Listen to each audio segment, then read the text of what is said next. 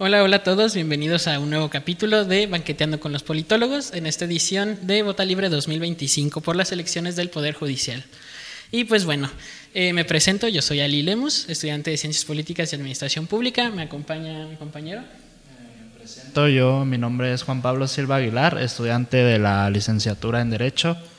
Y pues aquí el día de hoy nos acompaña una gran invitada y pues me gustaría saludarle y darle la bienvenida a Roma Patricia Villegas Martínez, candidata a la magistratura en materia penal en el estado de Michoacán. Pues muchas gracias por estar aquí. No sé si usted decía algunas palabras para empezar.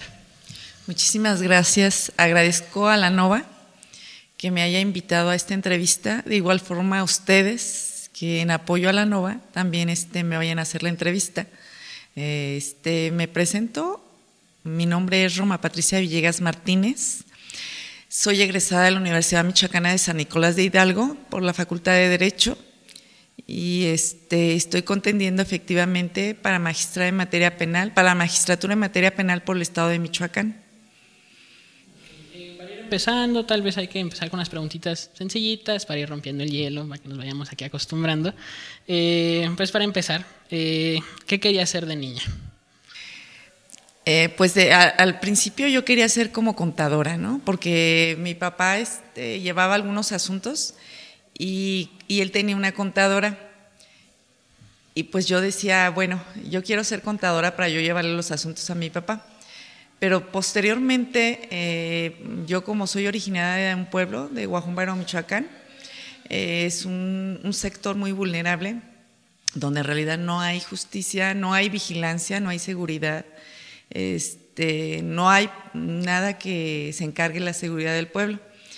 Y en aquella época, pues mucho menos había como tribunales para que la gente acudiera. Entonces, mi papá fue objeto de muchas injusticias en el pueblo y yo lo veía muy preocupado, a veces no dormía porque tenía pues esos problemas. Entonces, desde ese momento yo decidí que cuando yo fuera grande, yo iba a ser alguien, o sea, sobre todo, pues a lo mejor una abogada, para defenderlo de todas aquellas personas que se aprovecharan de él, de su condición de vulnerable en esa época.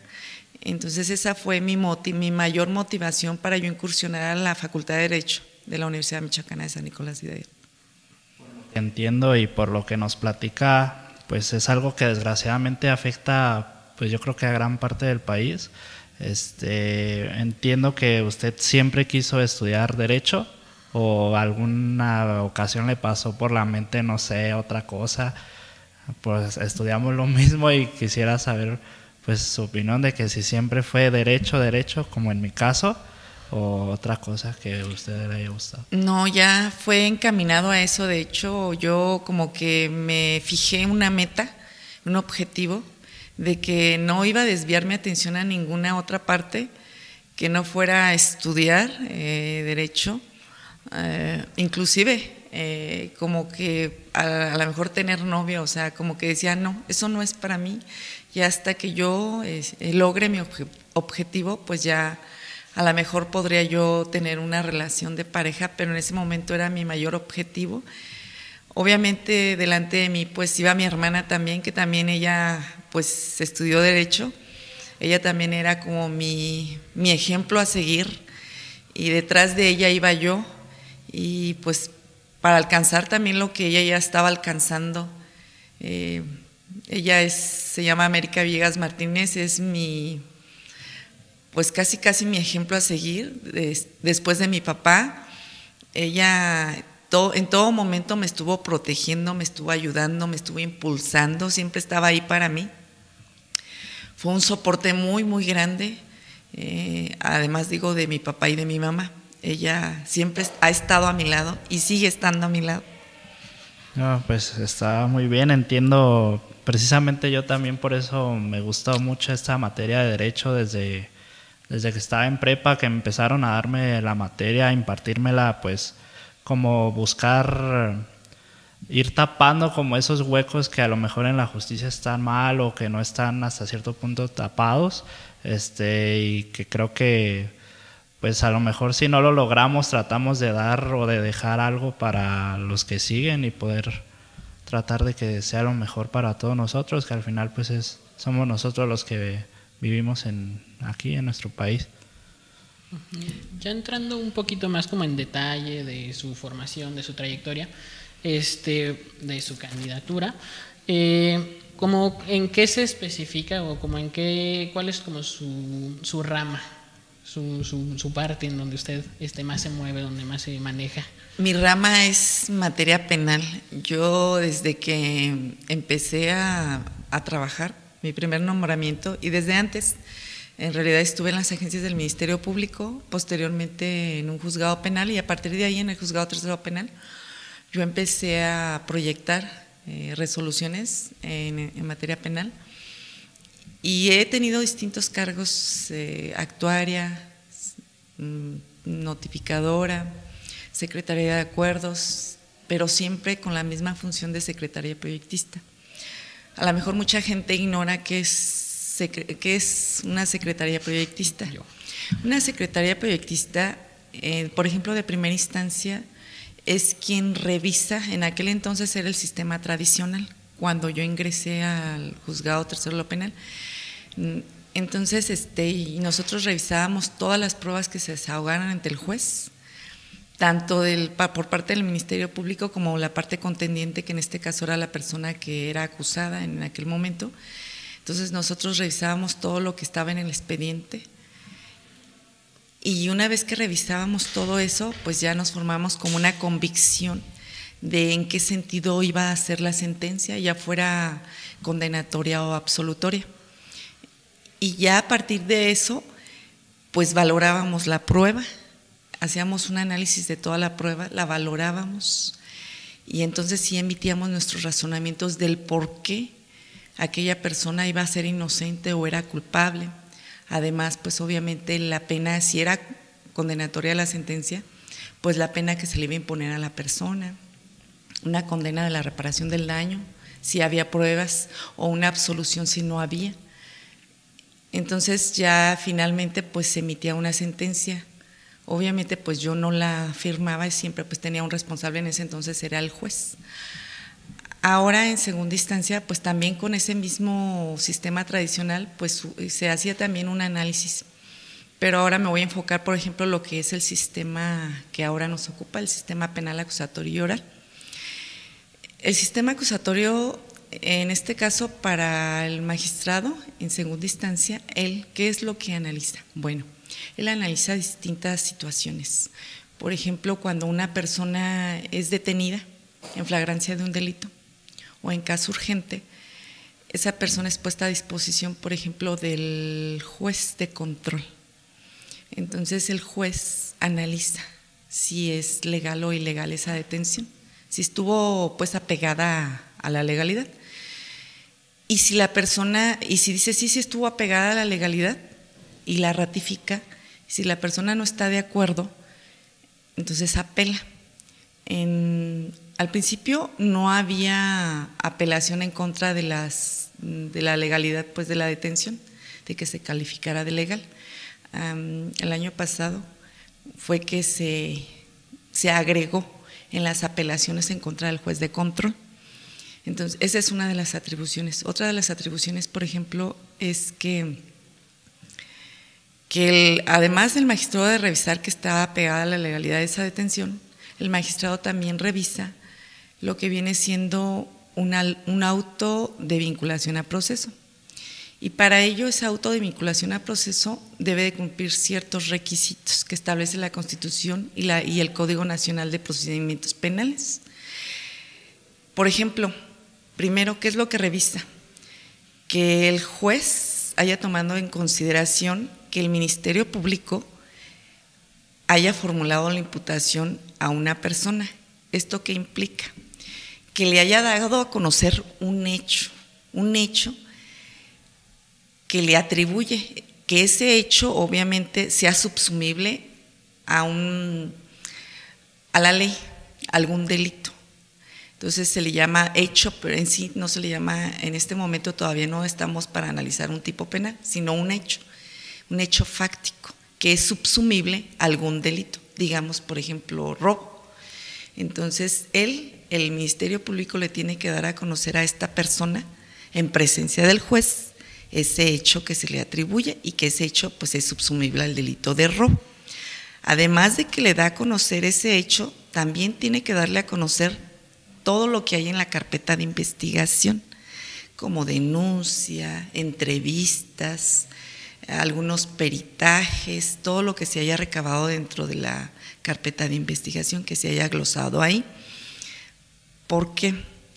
Porque si no le da a conocer esos datos de prueba, en el Código Nacional no lo contempla así, o sea, tan estrictamente. Pero sin embargo, porque después de formulada la imputación, es cuando se le da oportunidad al imputado de declarar. Entonces, si no le da a conocer esos datos de prueba, como anteriormente se venía haciendo por algunos jueces de control, entonces él que va a quedar en estado de indefensión, porque en realidad que está conociendo únicamente un hecho, pero no está conociendo de dónde viene esa información, que vienen siendo pues de las entrevistas, de los peritajes, de la denuncia. Entonces es muy importante que también le dé a conocer pues todos esos datos de investigación.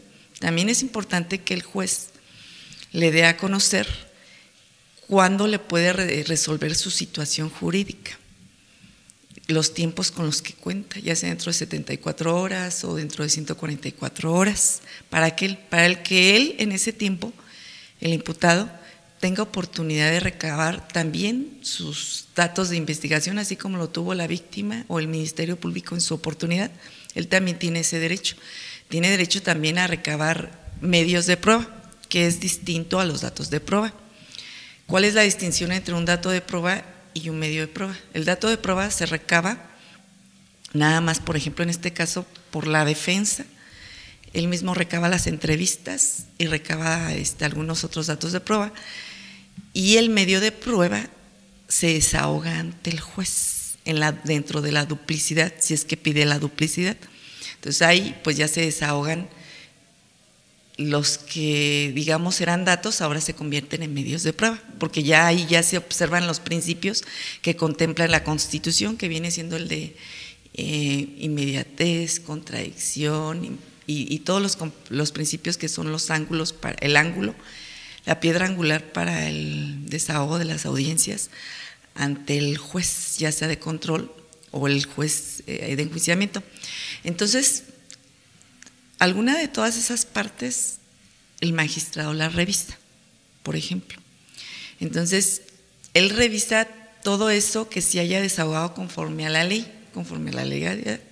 Si él, por ejemplo, advierte que algo de eso no se desarrolló, pero que además afecta en realidad el derecho de defensa del imputado o imputada, o por ejemplo de la propia víctima, entonces el magistrado, después de que analiza el video y que analiza todo lo que se desahogó, por ejemplo en la audiencia inicial, que es lo que viene comprendiendo pues la formulación de la imputación, lo regresa para que el juez de control subsane todo lo que no hizo conforme a la ley, y el juez está obligado a subsanar. Sin embargo, si el magistrado detecta que en realidad sí hay a lo mejor una afectación, pero que esa afectación en realidad no trasciende el derecho de defensa de la víctima o del imputado,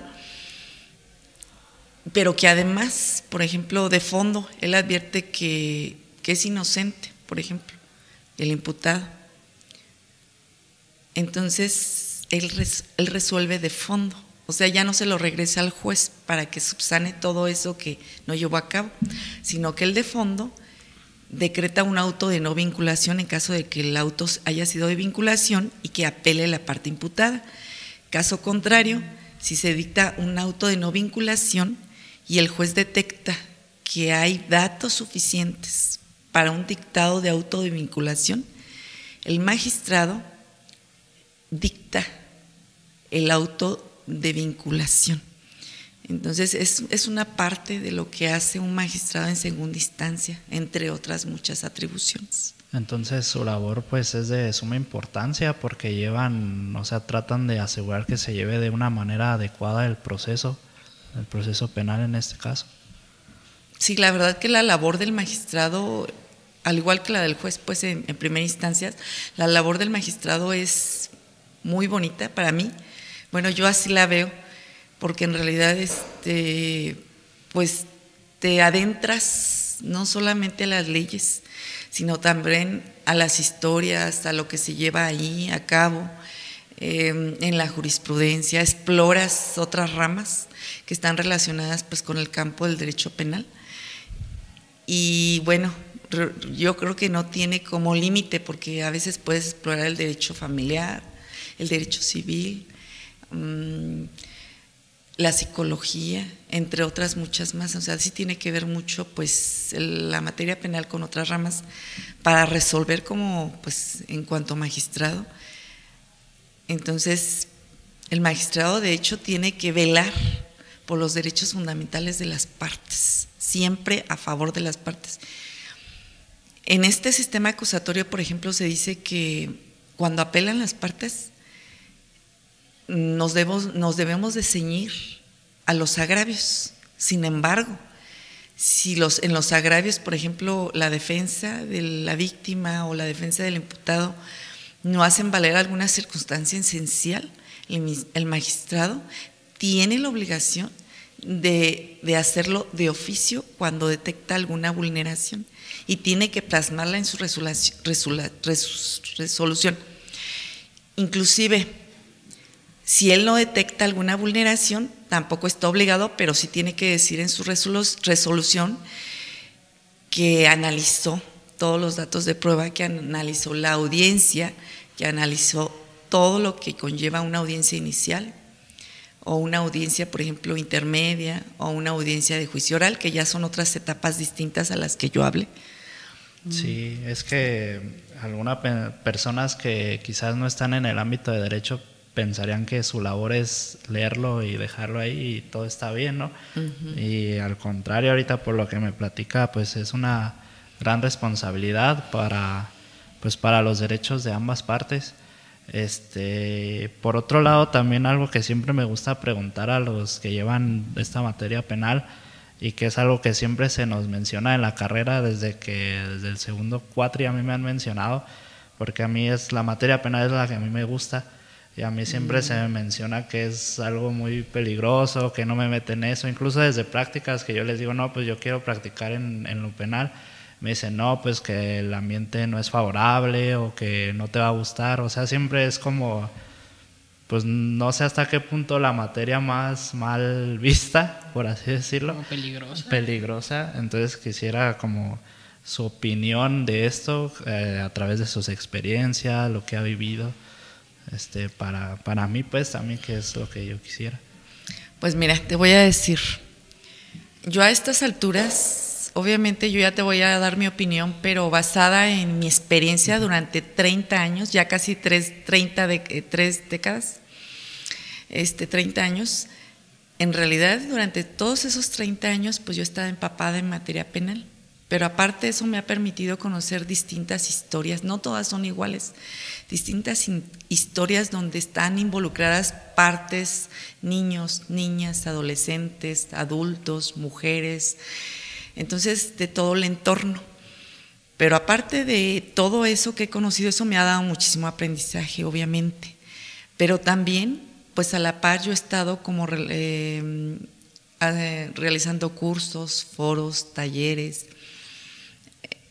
Ahorita pues una especialidad en materia penal, la maestría que la cursé aquí en la NOVA, en el Sistema Penal Acusatorio Oral, diplomados en Derechos Humanos, en Amparo, Interpretación a la Jurisprudencia, en el Sistema Penal Acusatorio Oral. Entonces, todo eso a la par, que viene siendo también, por ejemplo, estudios de psicología, en cuanto a los testimonios, me ha dado ahora la opinión que yo te voy a dar, de que en realidad no es peligrosa para mí. En realidad lo que involucra son otras cuestiones, de que por ejemplo te vayas a equivocar. ¿Y en perjuicio de quién? De las personas, por ejemplo de las víctimas. Imagínate su dolor algunas veces, su impotencia, por un lado. Los imputados de que a lo mejor son inocentes, imagínate, déjalos ahí en una cárcel cuando son inocentes o que son culpables y dejarlos libres. Entonces, en juego hay muchas cosas que tú tienes que tener pues realmente toda la preparación académica y obviamente pues laboral para poder resolver en ese sentido. Si aún así, fíjate, te da a veces trabajo resolver, cuando no tienes la experiencia o los conocimientos necesarios, ¿qué va a ser de las personas involucradas en un juicio? Pues yo creo que sería triste el panorama o el entorno que se resolvería. Entonces, aparte de eso, pues sí, obviamente hay muchas restricciones en el sistema, en este sistema que nos ocupa. Por ejemplo, no se les acerca las herramientas a las personas involucradas, en este caso a las víctimas, se les da muchos obstáculos, se les da la celeridad que necesitan, no se les allega, por ejemplo, que sea pronta la justicia. Un ejemplo es en las agencias del Ministerio Público. ¿Qué pasa ahí? Que presentan una denuncia y ya de por sí les cuesta trabajo llegar ahí, en un delito, digamos, de abuso sexual o de violación. Las personas, ¿por qué tienen que pasar? Por muchas situaciones. Primero, porque la sociedad los juzgue, porque el entorno donde viven los juzguen. Ya de por sí traen una historia muy triste y aún así tienen la valentía de llegar y denunciar. Y que la gente del Ministerio Público, la persona, el funcionario que conozca, les muestre obstáculos, que les diga, vente mañana, vente en una semana, vente en un mes. ¿Qué pasa con aquellas personas? Desisten muchas veces. ¿Por qué? Porque no se les dan las herramientas para llegar, para tener el acceso a la justicia. Y por otra parte, los imputados de igual forma.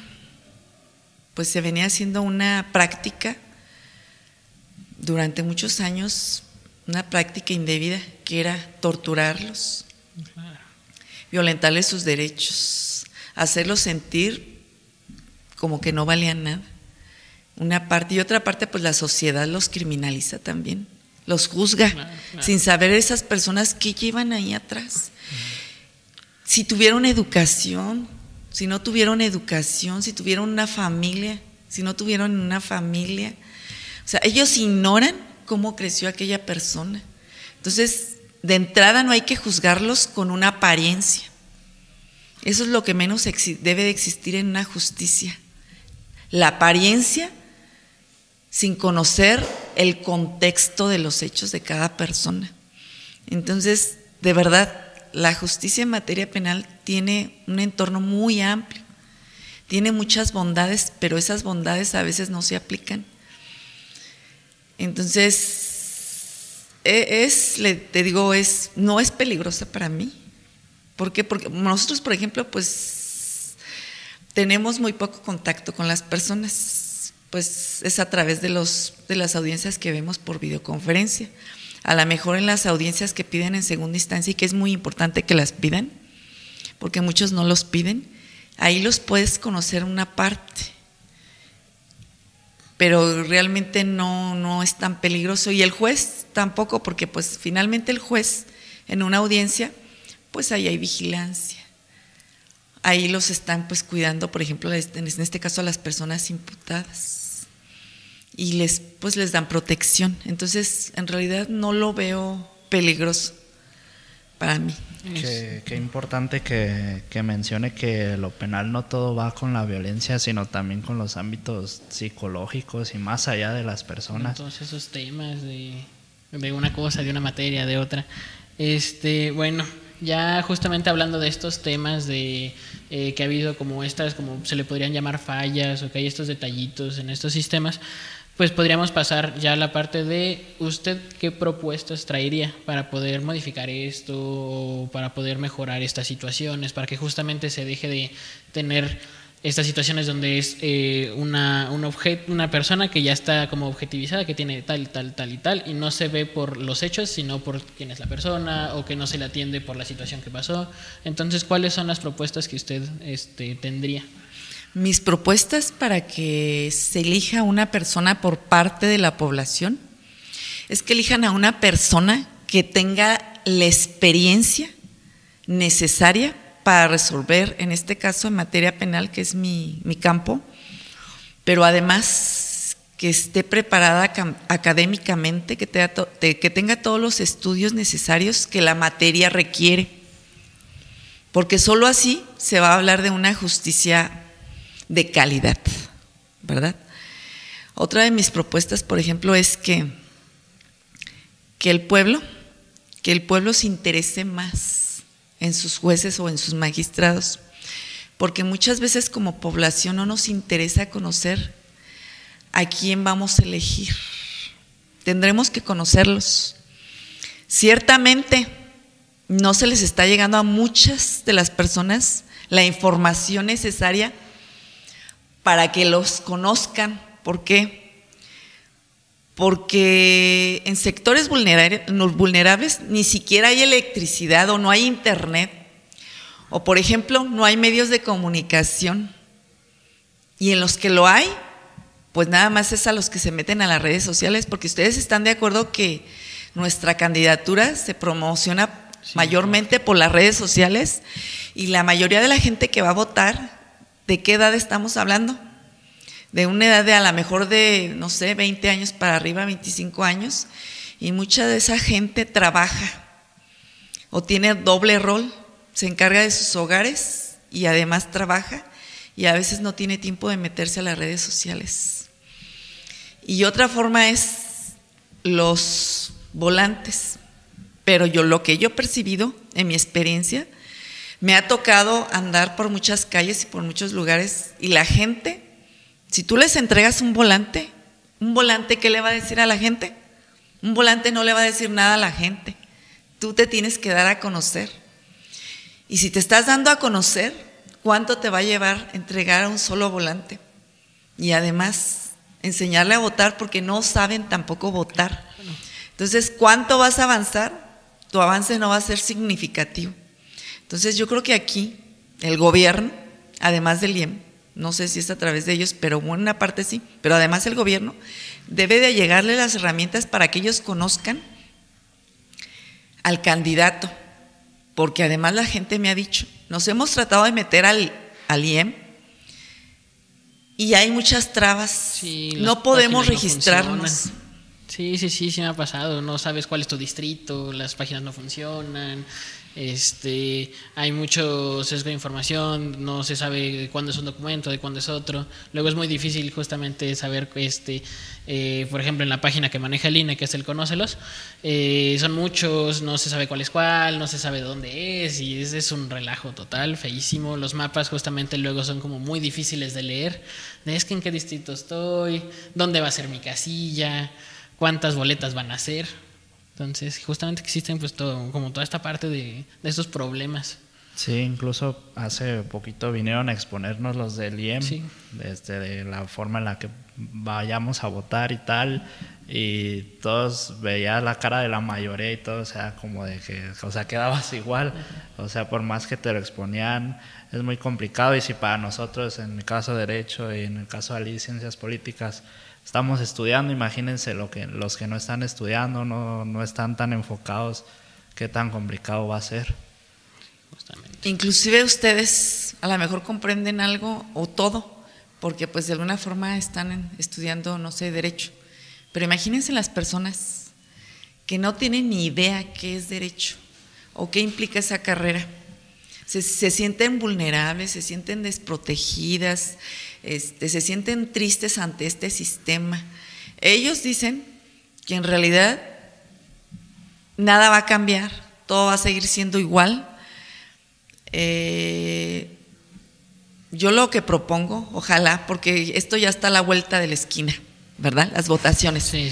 Y creo que no se llegó al objetivo, que es que el pueblo conozca a su gente por la que va a votar, a sus jueces y sus magistrados. no los conocen al 100%. La rama a lo mejor sí, los estudiantes de Derecho, los abogados y algunos otros más, pero no se va a lograr el objetivo. ¿Y qué vamos a obtener con las votaciones? Pues el objeto de la reforma no creo que sea el que se obtenga, pero bueno, tengamos confianza que así sea y que la población responda. Yo eso propongo, que se les alleguen las herramientas necesarias en este tiempo, que la gente se involucre más por conocer a sus candidatos, por lo menos en este tiempo que falta. Propongo que mis compañeros que lleguen, o los que lleguemos, que también nos sensibilicemos ante estas situaciones, que no nada más estemos pues ahí en el palacio, que también nosotros nos demos un tiempo para llegarle la información a la gente que no conoce nuestra labor, que hagamos labores como lo viene haciendo, por ejemplo, los médicos, que a veces tienen labores humanitarias, porque yo creo que el gobierno no se va a dar abasto en este sentido. Entonces, pues en sí, esas son mis propuestas. Mi compromiso es el que yo siempre he hecho desde que incursioné: seguirme preparando, seguir administrando mi justicia con vocación, con compromiso y con responsabilidad, acorde a la legalidad, siempre respetando los derechos humanos pues de las personas. Y una pregunta fundamental que yo tengo y que ha sido pues debatida, yo creo, todos los cuatris, estos dos que hemos llevado anteriores, y ahorita que estamos hablando lo de que conociéndonos como mexicanos pues ni siquiera leemos, no nos informamos, ¿usted cuál es su opinión acerca de la reforma desde que inició y ahorita que se va desarrollando? Que yo creo que ha seguido igual, o sea, muy poca información, y que también a veces es nuestra parte, como le digo, de los mexicanos, que no nos nace por informarnos en decisiones tan importantes para nuestro país. Mira, dos de los objetos de la reforma fue precisamente acercarle a la gente la justicia, el acceso a la justicia. Entonces, por eso ahora las salas penales se van a regionalizar en las distintas regiones de Michoacán, por ejemplo, en el estado de Michoacán. Sin embargo, yo siento que no se ha llegado a ese cometido, porque un porcentaje muy alto no está pues accediendo a esa justicia, o sea, no está conociendo la justicia. ¿En qué sentido? En que, pues, primero, no va a conocer a los candidatos, a sus jueces. Entonces, ¿cómo va a elegir a alguien que él crea que es idóneo para ejercer el cargo?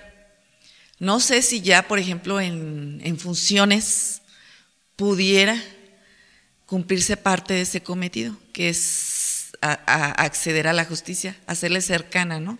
Que tengan ellos más cercana a la justicia. Pero para eso se requieren muchísimas cosas. Se requiere acercar, por ejemplo, no solo en las regiones, sino también en las comunidades, darles información, medios, difusión, y eso pues esperemos que se llegue a realizar. Pero ahorita, por lo que va, creo que el porcentaje es muy bajo.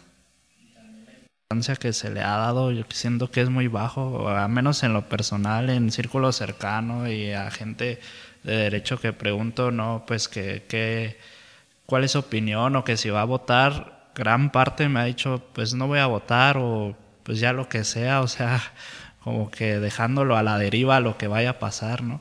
Sí, entonces, yo también he visto como este problema de es que son muchas boletas, o es que ni siquiera sé quiénes son, y pues sigue existiendo este problema, y yo creo que justamente la reforma tal vez no ha logrado lo que se prometió. Pero pues bueno, ya se nos está acabando el tiempo, entonces para cerrar, no sé si guste dar un mensaje de usted a las personas que vayan a escuchar esto, algún mensaje para que los inspire a votar, para que sepan qué es o de qué se trata todo esto. Pues mira, ya por el tiempo creo que la gente ya no se puede involucrar tanto, porque como tú lo acabas de decir, bien lo acabas de decir, son muchísimos cargos, son muchas boletas y está la vuelta. Yo creo que para la reforma se debería de haber dado más tiempo para que la gente conociera a sus jueces y magistrados. Sin embargo, yo los invito que acudan este 1 de junio, a quien conozcan, elíjanlo, voten por él. Si no quieren votar por nadie porque no lo conocen, pues clausuren su voto, pero acudan a votar, no se queden con manos cruzadas, porque el día de mañana que quieran quejarse, ¿cómo se van a quejar si ustedes no acudieron a votar? Entonces yo los invito a que acudan. Mi nombre, por ejemplo, es Roma Patricia Villegas Martínez. Yo estoy contendiendo para magistrada en materia penal por todo el estado de Michoacán. Yo quisiera pedirles, si ustedes lo consideran, pues que me apoyen con su voto. Mi boleta, yo estoy registrada en la boleta azul, en la número 09, en la lista de mujeres. Y si no, voten por quien ustedes consideren correcto, pero háganlo. No se queden sentados, acudan a votar.